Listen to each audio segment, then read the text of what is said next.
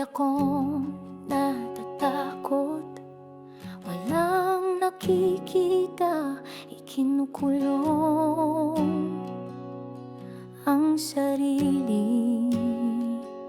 Maraming tao ang mabuti, pero hindi ako nagtitiwala sa kanila.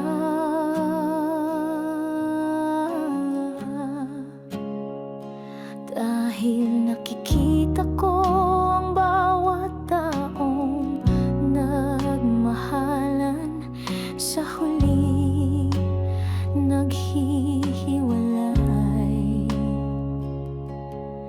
Natatakot akong hindi ko makakayanan ang mahalin ang isang tao mismo.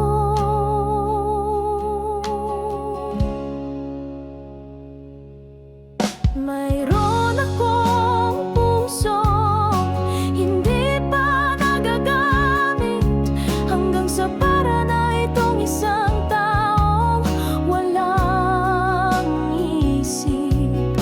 Laging ikinukulong ang lahat, para kang isang nawawalang susi. Parang ang taong nagbubukas ng pinto para sa akin. Binubuksan ang pusong ito,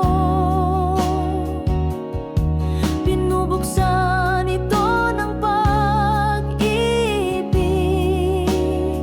mula sa iyo.